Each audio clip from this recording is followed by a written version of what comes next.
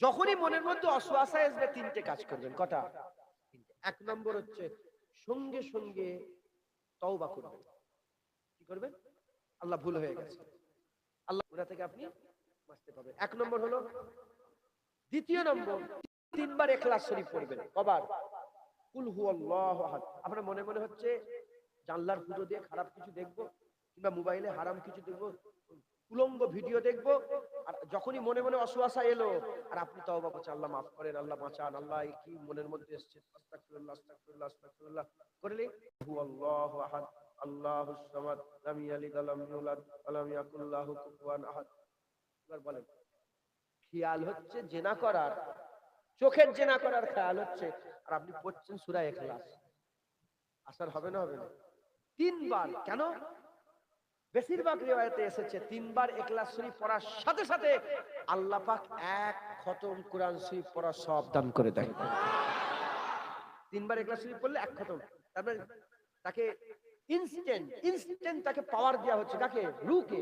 তিনবার সূরা ইখলাস শরীফ পড়লে এক খতম কোরআন শরীফ সব তার আমলনামায় দিয়ে দেওয়া হলো। রূহের তাকত আরো বেড়ে গেল। একবার জোরে বলে। তিন নম্বর, পাশান পাশে জিকির। কিসের জিকির বলেন? পাশান পাশে।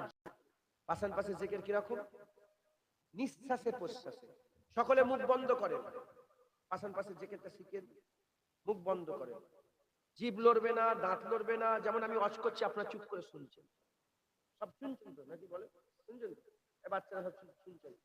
কিন্তু দেখেন তো একটা ঘটনা ঘটছে শরীরের মধ্যে। কি হচ্ছে দেখেন তো? কি হচ্ছে বলেন?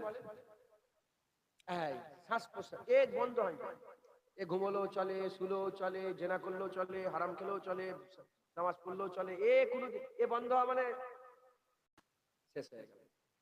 এই যে চুপ করে দাঁতের জায়গায় দাঁত, জিভের জায়গায় জিভ, ঠোঁটের জায়গায় ঠোঁট, এ বন্ধ কোনোদিন হয় না। এই নিঃশ্বাস যখন চলবে আর আপনি যখন মুখ বন্ধ রাখবেন, পাশান পাশে জিকির। চিন্তা তো মুখ বন্ধ করে চিন্তা হচ্ছে, খারাপ খেয়াল এসছে, যখনই এরম আসবে আপনি যখন নিঃশ্বাস টানবেন, কোনো মুখ দিয়ে উচ্চারণ করবেন না, কোন রকম মুখ বেঁকাবেন না, কোন রকমের যেমন আপনারা স্বাভাবিক থাকেন এরকম স্বাভাবিকই থাকবেন। আসান পাস স্বাভাবিকই থাকবেন, কিন্তু হবে কিরকম? আমি বলছি, আপনার নিঃশ্বাস টানছেন, যখন টানবেন খেয়ালে বলবেন আল্লাহ।